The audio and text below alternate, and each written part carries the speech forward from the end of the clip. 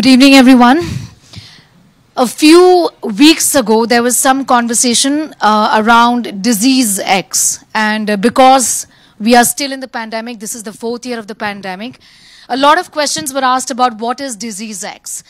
And a lot of fear as well, given the lessons of the pandemic, particularly the second wave in India that has taught us. Everybody is obviously fearful about what lies ahead as far as our health is concerned. So to talk about disease X, to talk about COVID and a lot more, because we could be in the 4th year of the pandemic, but the threat from an unknown pathogen is far from over. To talk about what lies ahead and what can we expect, when is going to be the new pandemic, the next pandemic, is it going to be in the next 100 years or 5 years or 10 years, and are we ready or not? Professor Ramanan Lakshminarayan is with us, a well-known epidemiologist. He's done a lot of work around COVID, including giving data about deaths, about the outcomes of this disease. And he's the director of One Health Trust. He's joining us today. And I want to begin by asking you, Professor, what is this fear that we should, what is this concern about disease X, first of all? And a lot of people ask, what is disease X? Is it lurking around the corner? Do we have any specifics about it, any specific information about it? What do you have to tell us about disease X? Well, thank you. Thanks for that question, and thanks for having me. You know, clearly COVID has receded from people's minds because obviously, you know, if it were there, a lot more people would be concerned about it. But that's the nature of how we think about pandemics. We don't think of them between pandemics. Disease X simply refers to the fact that there is potentially another pandemic around the corner. We don't know when it will be, and we don't know what the causative pathogen will be. But we know it's going to happen for a number of reasons. We know it's going to happen because, take coronaviruses. Now everybody knows the word coronavirus, which, you know, was not popularly known. Coronaviruses typically cause the common cold. But just in the last 20 years, we've had 3 coronaviruses that have caused serious illnesses. SARS-1, which fortunately for reasons we don't know just died out. MERS, the Middle Eastern Respiratory Syndrome, which is, is transmitted from camels. Fortunately, we don't really have it in India, but it's common in the Middle East, where very high fatality rates. 60% of people who get MERS actually die. And then we, of course, have SARS-CoV-2, which is what everyone here has experienced. So you've had 3 coronavirus-related diseases that have spread globally in just 20 years. Now, why is that the case? We similarly have drug-resistant pathogens, where India has actually got the highest number of drug-resistant pathogens, in terms of disease burden in the world. We again don't know, we know that one of them is going to take off. We just don't know which one it is right now. We have bird flu, which is now decimating both bird populations as well as mammal populations around the world.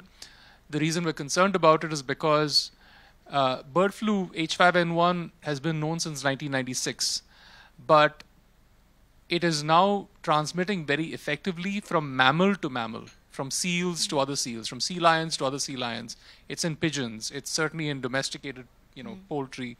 It's killing off lots of exotic wild species as well. So then the question is, at what point does it figure out not just how to jump to humans, because it has already jumped to humans. It is, people have died from bird flu, but it has not successfully jumped from one human to another yet. So when that happens, this becomes your disease X, which then hits the headline news, and then people worry about it. But on any given day of the year or the week, some disease is trying to jump from animals to humans, because that's where the evolutionary lottery is, and that's where they win. You spoke about bird flu, H5N1. A lot of experts have spoken about the fact that that is going to cause the next pandemic. I just want to ask you about the risk factor as far as the fatality rates are concerned, given that the COVID fatality rates were very less as compared to what it could be for, say, the Zika virus, for example. What about bird flu?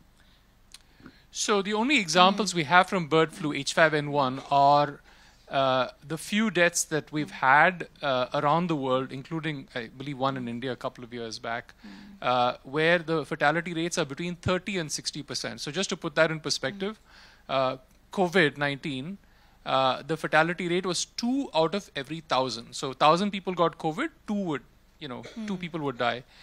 With bird flu, out of 1,000, that number is 600. Now, I don't want to scare you with, imagining that this is going to be some widespread fatality event just yet. But the potential exists because this disease is trying to make its way into humans. And like I said, it is now widespread in wildlife populations now and is decimating wildlife populations. And of course, we're paying attention to that for that reason, but it is a very high fatality rate. Also I want to ask you, pathogens are zoonotic in nature. What is it that we are doing wrong? Where are we going wrong? Because we still talk a lot about the origins of COVID. A lot has been said about the wet market in Wuhan. It's still up in the air. But I just want to ask you, how is it that so many pathogens are from, have an origin from the zoonotic origin, essentially, is what I'm asking you. So pathogens are either already in humans, in which case we have some level of protection, immune response to them and protected from them, like COVID is now. So SARS-CoV-2, we already have it. We have antibodies to it. So, in a sense, it's not likely to be a major pandemic again of that same kind, which everyone has to worry about. The reason zoonotic viruses are problematic is because we have no experience with them from an immune perspective. Our bodies have never seen them. So when they figure out, when I say figure out, it's not like they're thinking about it. This is just, evolution at work. When it works out that they're able to transmit from person to person and are successful at doing so, our bodies have no experience with them, just like our bodies had no experience with COVID back in 2020. And therefore, we're at risk for any pathogen that comes from animals that we have no prior experience with. So a known enemy is better than an unknown enemy. And in this case, this enemy is unknown. Oh, without question. I mean, certainly there are viruses that we really don't have experience, most of us would not have experience with, like HIV, for instance. But that's for reasons that we've protected ourselves. But for other flu viruses, lots of respiratory viruses, many other pathogens, we've experienced them in some way or shape or form. So, I want to ask you, what is it that we can do, given that you, among other epidemiologists and experts world over, have spoken about the fact, the WHO has just spoken about it, that the next pandemic is not going to be 100 years from now. It will be in the next 5 to 10 years, and we are not prepared for it. So what can we do to be prepared? Well, there's, remember that what is changing now, why this is now getting to be more common, why we think it's going to be in the next 5 to 10 years, is simply because, first, there are more humans on the planet. So if you take the entire biomass, you take in the weight of mammals on this planet, we humans are 1/3 of that. The animals that we consume, well, not all of us consume them, but certainly pigs and cattle constitute another, 60%. The remaining 10% is all the elephants and the zebras and the horses and the dogs and cats. That's the remaining, 10%. So there's a huge evolutionary win for pathogens to get to us, especially, viruses that are trying to make that jump. So it makes it, it's like, we're like the Taj buffet. And, do you want to eat at the small tea shop outside, or do you want to eat at the Taj buffet? You all know the answer to that. This is what is going on there. This is really the evolutionary win. Same thing with birds as well. Poultry, mostly chicken and turkey, constitute 90% of the bird biomass on the planet. 90%. Every other sparrow, eagle, crow that you've seen is all the remaining 10%. So again, it makes sense, again, for viruses, this is where the evolutionary success comes from. So one is this, we've changed the planet in terms of what the biomass really is in and around us. So we are primarily that. The second reason is because of climate change. So climate change, typically zoonotic diseases occur when diseases spread from one animal species to another animal species. Typically, it's to a domesticated animal because that is closer to us in a sense. And that jump is happening more and more because climate change is pushing species that would never come into contact with each other now in contact because they're all moving, right? They are keeping up with, where the warm season is, the cold season is, and all of that. So climate change is a huge driver of it. Another element of climate change, of course, is things like the melting of the Arctic permafrost. So the Siberian permafrost contains a lot of viruses and bacteria that were buried there well before humans ever came on the planet. We've only been around, to some extent, only for the last 1 to 3 million years ago. And these all predate us. So climate change is exposing a lot of that. The third reason is really just the speed of travel, which is that a virus in Wuhan can reach, Toronto, it can reach New Delhi, or it can reach, Johannesburg, literally within the time that it takes for a flight to get there. And that speed of travel just means that it's very hard to contain anything. In the old days, when it was just a ship, you could quarantine the ship, or you could, keep it away. Cholera pandemics, there have been many cholera pandemics, they all would emerge in the Bay of Bengal, and they would spread slowly over many years until eventually they would kill a lot of people in New York or Philadelphia or Baltimore. But that process would take years. Today, that process will take literally days. Not even. I mean, how long does it take for a flight to get from Dhaka or Calcutta to get into the East Coast of the US? You all know the answer to that. So that speed makes a difference. So these are three major reasons why this is happening. So we are in the 4th year of the pandemic. Yes, the global emergency associated with the pandemic is over. We know that. But the COVID pandemic. Yes, the COVID pandemic. A lot of people, would want to know what next. When are we going to be declared pandemic free is the question. And does that even matter? Where are we as far as the pandemic is concerned? Is the threat still around, or is the worst over? So remember, viruses are always experiencing what is called antigenic drift. So they basically are changing just a little bit when they copy themselves. They make some errors, or they figure out what helps them. That's how evolution works. So there's always going to be new subtypes that are going to be dangerous to us, and potentially we'll have to get new vaccines for COVID, maybe every other year, or every 2-3 years or whatever. But COVID is never going to leave us. So we're always going to have COVID amongst us forever. There's no getting away from this at all. Potentially, if a subtype is more virulent, which means it kills more people, it's likely to be more of an issue for the elderly population based on our history with COVID. You can't always predict the future, but generally, influenza viruses have typically, been more fatal for the elderly population, and COVID was definitely far more dangerous for the elderly population. As you all know, if you're above 65, your risk of dying from COVID was 100 times greater than if you're in your 20s. Much, much different. So the unfortunate answer is there is no end to COVID. It is here to stay with us. But at the same time, I doubt that we'll have a repeat of what we had in 2021, for instance, because at that stage we had no immunity to it. I also want to ask you, and this is related to COVID as well, around during COVID, and I think we realized this much later, there was a lot of misuse of drugs, including antibiotics, that was prescribed even during COVID, which was absolutely unnecessary. Talk to us a little about the problem that there is in India and outside India as far as drug resistance is concerned.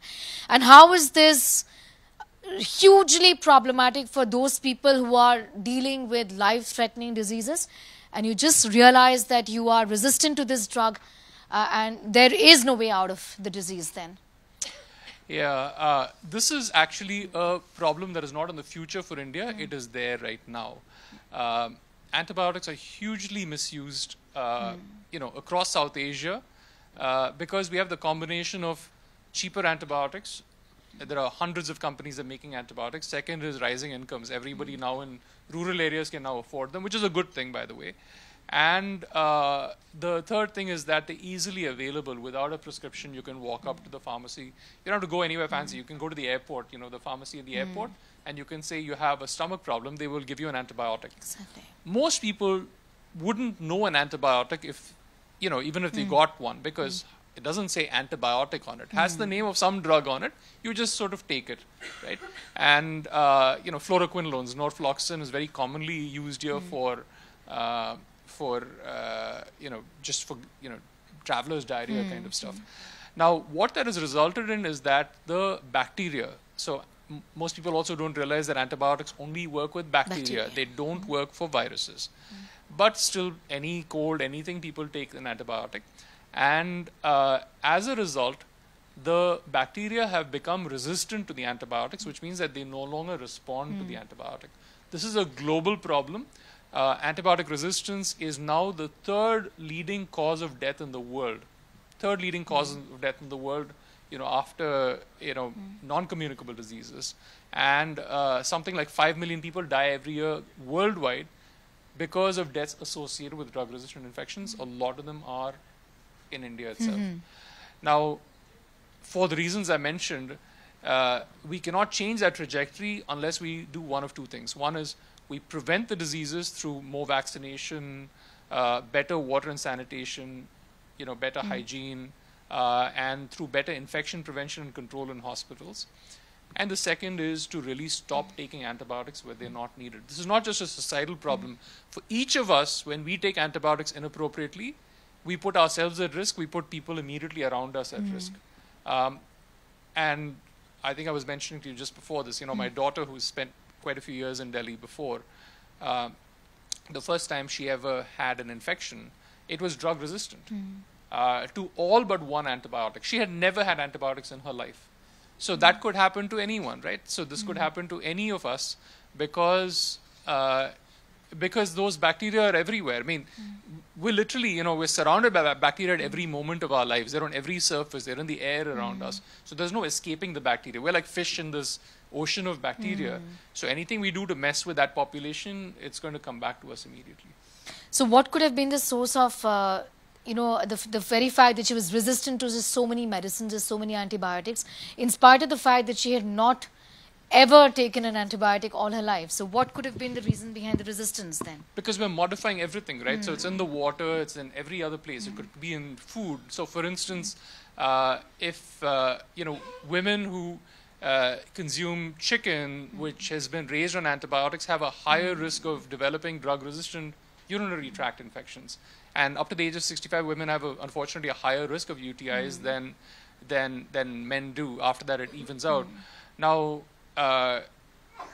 that's because it's in our food. It's in the water. It's in, it's in every surface really around us. So nobody has to go out and be exposed particularly to drug-resistant bacteria. The bacteria have just become drug-resistant all around us. There's been some conversation around chicken. A lot of people love chicken. I love chicken. I just want to ask you, what is it that poultry does in terms of,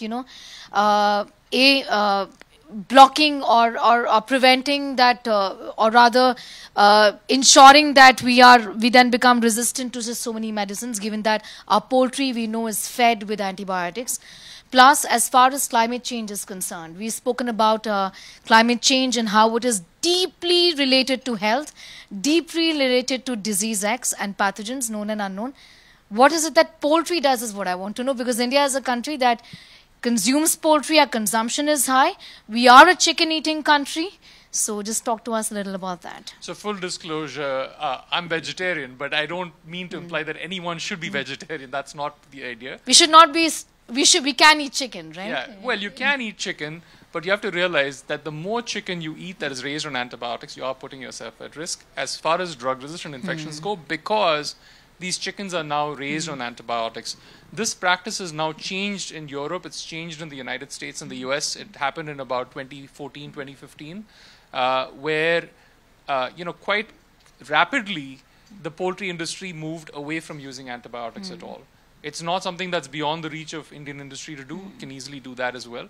But it is just that it's like, it's like driving an SUV and climate change. Doesn't mean that you don't drive anywhere, but you have to be mindful of the fact that every time you're driving, you're contributing to climate change. That's the same thing with the chicken issue, which is the more you consume, there's a greater risk, both for yourself and everyone around you. But that just is the nature of, what that risk is. And as far as climate change itself goes, I think that's more associated with livestock really than chicken, mostly to do with methane and those emissions. I think 15% of global carbon emissions are related to livestock. India does have a lot of livestock, by the way. In fact, India has more livestock than China, the European Union, and the US all put together. So, but those livestock are not being consumed per se. Those are just out there. But that's a different question. But as far as chicken goes, I think we do want to be mindful of the health impacts that it does have. You know, coming back to diseasex, a couple of questions. First of all, are we prepared? Is India prepared is my question to you. I'll come to the developed countries in a bit from now. But first of all, is India prepared? So there is no such thing as a country necessarily being prepared beyond just having a good public health system. So what does that preparedness really mean? It means having good disease surveillance. It's getting better for sure here. It's about having the healthcare facilities not just in urban areas but also in rural areas. There's certainly improvements on that front, although a lot more needs to happen on that front. It means about having better vaccination coverage, which India has improved quite a bit in the last, the last 10 years. Vaccination coverage has increased. It's about water and sanitation. It's about infection prevention in hospitals. So I think these are indicators that need much more focus, but certainly improving over time. Beyond that, there is not a specific preparation per se for a disease X, because very likely this disease will emerge from outside of the country. Right, it could happen from Southeast Asia, which is where a lot of these viruses typically, at least historically, have come from. But if the disease X happens to be a fungal pathogen, it could happen from right here. We didn't talk much about fungal pathogens. Those are problematic because there are no vaccines and we have very, very few drugs to treat those with. We saw mucormycosis, black fungus during COVID. Terrible. And fungal pathogens are now increasing because of climate change. And they're getting to be much, much more deadly. We don't observe them because we're not seeing the numbers up yet, but it'll happen. As far as drug-resistant bacteria go, there's already the problem in India. So this is something which public health has to really reckon with, make sure that antibiotics are used less in the cities. In rural areas, they do need more antibiotics because a lot of people do die because of lack of antibiotics. So there needs more, but less certainly in the urban areas. So I think these are what India can do to prepare, but the major preparation will have to be in cooperating with other countries, like through the pandemic accord, which is now being discussed at the World Health Organization, to be able to ensure that when a disease actually occurs, wherever it is, that everyone gets to know about it. We're in it together. We're all in it together. This is like climate change. You can't fight it country by country. It has to be, global. The second is that we cooperate with other countries to make sure that a vaccine will be quickly available for everyone. India was fortunate to have vaccine manufacturing capacity. A lot of poor countries, in Africa, for instance, did not have access to vaccines, and they're very upset about it naturally. So that equity also needs to be there, because we heard this during COVID. None of us is safe unless all of us are safe. And I think we don't really pay attention to what that really means. It really is true. If there are people somewhere else with the disease, we are all immediately at risk. Right. For those who may actually not know what a pandemic accord will entail, what does it really mean to have a pandemic accord? Why is it important to have a pandemic accord, given that the WHO has been stressing on it for a while now? Just talk to us a little about what that is going to mean and how is it going to help us in an eventuality of yet another pandemic. Right. So I'll just, step back a little bit, because, the world agrees on certain things, right? The Montreal Protocol for ozone, or say on Paris Accords for climate, for instance.